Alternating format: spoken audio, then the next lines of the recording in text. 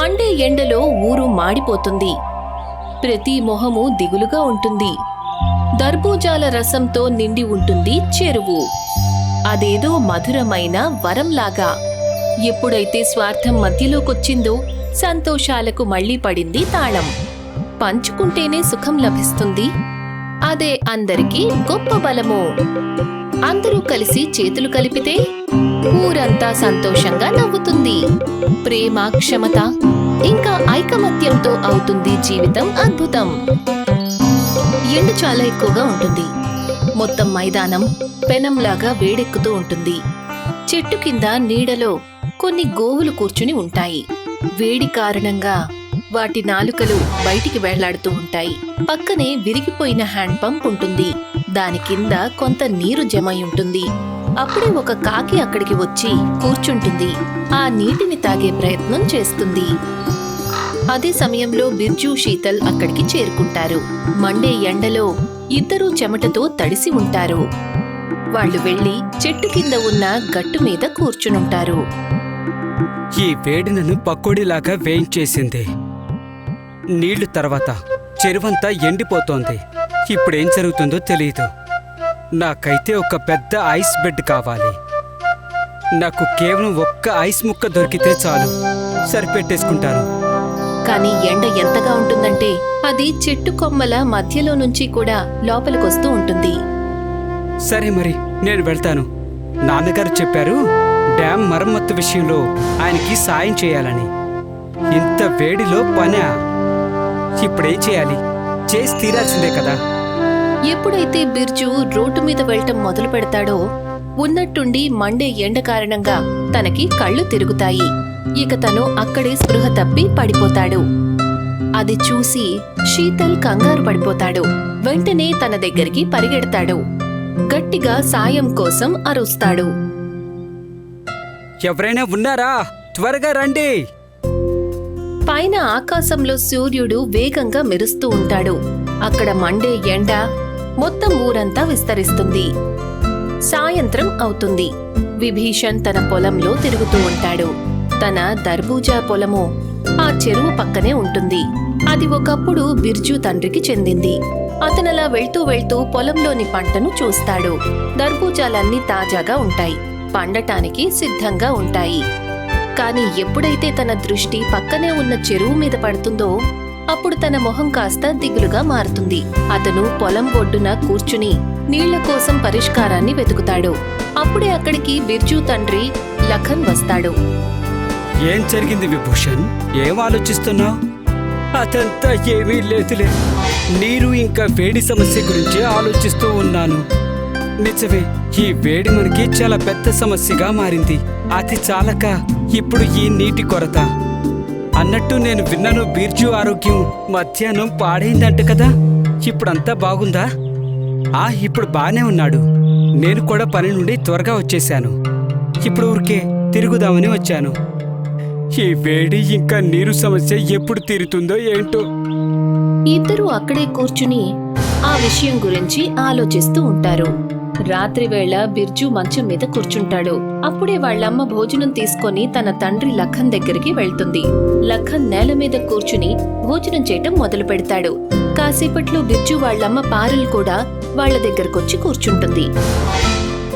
ఇంట్లో నీళ్లు కూడా ఖాళీ అయిపోతున్నాయి. ఇప్పుడు ఏం జరుగుతుందో తెలియడం లేదు. ఊర్లో హ్యాండ్ పంప్ కూడా విరిగిపోయింది.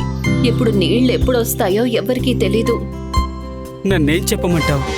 డ్యామ్ మరమ్మతుకి ఇంకా సమయం పడుతుంది. ఇంత ఎక్కువ వేడి కారణంగా ఎవ్వరూ పనికి రావడం లేదు. అందరి మొహాల్లోనూ దిగులు స్పష్టంగా కనిపిస్తుంది. ఈ వాతావరణంలో రాత్రి గడిచిపోతుంది. మరుసటి రోజు ఉదయం ఒక కొత్త చింతతో మొదలవుతుంది. లఖన్ ఇంకా విభీషణ్, బిర్జు ఇంకా శీతల్తో పాటు ఒక చోట గుమ్మికూడతారు. దాని గురించి మాట్లాడుకోవటం మొదలు పెడతారు. నా దర్బూజ్ కొంత సమయం తర్వాత పండిపోతుంది. ఊర్లో అప్పటికీ నీళ్లు రాకపోతే మొత్తం పంటంతా పాడైపోతుంది. ఊళ్ళో కూడా పట్నంలాగా స్విమ్మింగ్ పూల్ ఉంటే బాగుండు. అదే జరిగితే అందరికీ ఎంతో ప్రశాంతంగా ఉంటుంది. స్విమ్మింగ్ పూల్ ఊర్లోనా? అదెలా? చెరువైతే ఉంది కదా. ఇంత ఎండ కారణంగా అది కూడా ఎండిపోయింది. ఆ ఎండ కారణంగా అన్ని చోట్ల నీళ్ళైతే ఖాళీ అయిపోయాయి. సరే మంచిది, నేను వెళ్ళొస్తాను. మరి నేను డ్యాంకి వెళ్ళాలి. ఆ పని ఎంత త్వరగా అయితే అంత త్వరగా మన సమస్యకి పరిష్కారం లభిస్తుంది. అందరూ సరేనని తల ఊపుతారు. తర్వాత లఖన్ అక్కడి నుంచి వెళ్ళిపోతాడు. లఖన్ వంతెన వద్దకు వెళ్తాడు. అక్కడ పరిస్థితిని శ్రద్ధగా చూస్తాడు. వంతెన పరిస్థితి ముందు కంటే దారుణంగా ఉంటుంది. అతను వెంటనే శ్రద్ధగా గమనిస్తాడు వంతెన ఎక్కడైనా పగిలిందా అని. అప్పుడే తనతో పనిచేసే కూలివాళ్ల కోసం వెతుకుతాడు. కొంతసేపట్లోనే వాళ్ళు కూడా అక్కడికి చేరుకుంటారు. అరే సార్, మీరొచ్చేసారా? ఏంటిది? డ్యామ్ లీకేజ్ ఇప్పుడు చాలా పెరిగిపోయింది. ఇప్పుడేం చేయాలి? నేను ఇంజనీర్తో మాట్లాడాను సార్. సాయంత్రానికల్లా రిపేరింగ్ వస్తువులు వచ్చేస్తాయి. అప్పుడు సరిచేసేయచ్చు. లఖన్ సరేనని తల ఊపుతాడు. అతని దృష్టి తుప్పు పట్టిన వంతెన తాళం మీద పడుతుంది. అక్కడ్నుంచి కొంచెం కొంచెంగా నీళ్లు కారుతుంటాయి. రాత్రి సమయంలో వంతెనకు తుప్పు పట్టిన తాళం ఉన్నట్టుండి పగిలిపోతుంది. వంతెనలో నీళ్లు కిందకు కారిపోతాయి. వంతెన నీరు ఎంతో వేగంగా ప్రవహిస్తూ నదిలోకి వెళ్తాయి. అక్కడ్నుంచే విభీషణ్ పొలం వైపుకి వెళ్తాయి. వేగవంతమైన నీటి ప్రవాహంతో పొలంలో ఉన్న పండిన తర్బూజాలు కొట్టుకుపోయి పక్కనే ఉన్న చెరువుకి చేరుకుంటాయి. వేగవంతమైన నీటికి కొట్టుకుని ఎన్నో తర్బూజాలు పగిలిపోతాయి. వాటి రసం చెరువు నీటిలో కలిసిపోతాయి. రాత్రి దట్టమైన చీకటిగా ఉంటుంది. అందుకనదంతా ఎవరికి కూడా కనిపించలేదు. మరుసటి రోజు ఉదయం ఊర్లో వాళ్ళు చెరువు దగ్గరికి చేరుకుంటారు. వాళ్లతో పాటు లఖన్, బిర్జు, శీతల్, విభీషణ్ ఇంకా పారుల్ కూడా ఉంటారు. అందరూ ఆశ్చర్యంగా చెరువు వైపు చూస్తుంటారు. చెరువులోని నీరు ఎర్రగా మారిపోతుంది. నీటిపైన పగిలిన దర్బూజా ముక్కలు ఉంటాయి. నాన్న, ఏంటిది? నాకు అర్థమైంది. డ్యామ్ లాక్కి తుప్పు పట్టి ఉంది, లీకేజ్ ఉంది. బహుశా లాక్ పగిలిపోయి ఉంటుంది. డ్యామ్ నీళ్లు కొట్టుకుంటూ ఇక్కడి దాకా వచ్చుంటాయి. కానీ ఇంత పెద్ద విషయం మనకి తెలియనే లేదు. నిన్న లోడు టైట్గా ఉంది. బహుశా అందుకనే డ్యామ్ నుంచి ఎన్ని నీళ్లైతే వచ్చాయో అవి నది ఇంకా చెరువులో ఉండిపోయాయి. పెద్ద సమస్య కాలేదు. భగవంతుడికి ధన్యవాదాలు. పెద్ద ప్రమాదమేమీ జరగలేదు. ప్రమాదం మీకు రాలేదు, కానీ నాకైతే పంట మొత్తం నాశనమైపోయింది కదా. ఈ నీళ్లను మనం ఉపయోగించలేం కూడా. అప్పుడే బిర్జు మనసులో ఒక ఆలోచన వస్తుంది. నాన్న, మనం ఈ నీళ్లను ఉపయోగించలేము, కానీ ఇందులో మనం ఈత కొట్టొచ్చు కదా. అవును కదా, మనం అనుకున్నట్టు ఒక స్విమ్మింగ్ పూల్. అవును, ఖచ్చితంగా. వేడైతే చాలా ఎక్కువగా ఉంది. ఇదంతా బ్యాడ్ ప్లాన్ ఏమీ కాదు. ఊర్లో వాళ్ళందరూ సరేనని తల ఊపుతారు. ఊర్లో వాళ్ళందరూ ఆ ఎర్రని చెరువు దగ్గరికి చేరుకుంటారు.